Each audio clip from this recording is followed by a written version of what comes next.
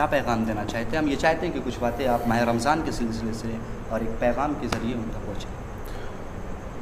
آخر کلام میں اپنے ناظرین کی خدمت میں اور معزز سامعین کی خدمت میں چند باتیں بطور پیغام پیش کرنا چاہتا ہوں۔ وہ یہ ہے کہ ماہ رمضان المبارک چل رہا ہے، آپ ماشاءاللہ عبادتیں بھی کر رہے ہیں اور روزے بھی رکھ ہی رہے ہوں گے۔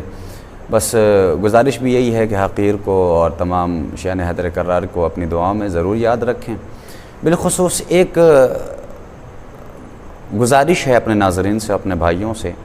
دیکھیے، یہ ماہ رمضان المبارک میں روزے تمام لوگوں پر فرض کیے گئے، جیسا کہ قرآن میں بھی کہا گیا کہ آپ پر روزے فرض قرار دیے گئے ہیں، جس طریقے سے پہلے کے امتوں پر فرض قرار دیے گئے تھے۔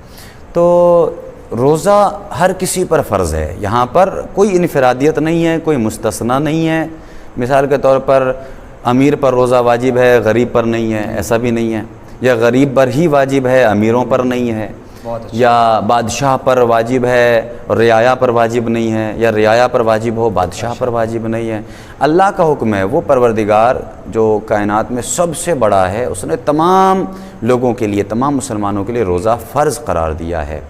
ایک پیغام یہ ہے کہ روزے کا فائدہ، اور اس پر غور کیجئے گا، میں نے جیسے کبھی کہا کہ روزہ ہر کسی پر فرض قرار دیا گیا ہے، چھوٹا ہو، بڑا ہو، امیر ہو، کالا ہو، گورا ہو، بادشاہ ہو، رعایا ہو، جتنے بھی افراد ہیں سب پر روزہ فرض قرار دیا گیا۔ کیوں؟ میں آپ سے سوال کرنا چاہتا ہوں، کیوں؟ اس لیے تاکہ امیر بھی روزہ رکھیں اور غریب بھی روزہ رکھیں۔ اللہ نے ماہ رمضان میں روزے کو فرض کر کے پیغام دیا دنیا والوں کو کہ یاد رکھیں، جس طریقے سے غریب، غربا، فقراء، مساکین جس کے پاس سال بھر کھانے کو نہیں ہوتا، بھوک اور فاقے سے زندگی گزارتے ہیں، اللہ پیغام دینا چاہتا ہے کہ جس طریقے سے غریبوں کے لیے روزہ ہے اسی طریقے سے امیروں کے لیے بھی روزہ ہے، تاکہ اس ایک مہینے میں امیر روزہ رکھ کے یہ محسوس کر سکے کہ جو غریب سال بھر بھوکے رہتے ہیں، بھوکے رہنے کا مزہ کیا ہوتا ہے۔ ٹھیک ہے؟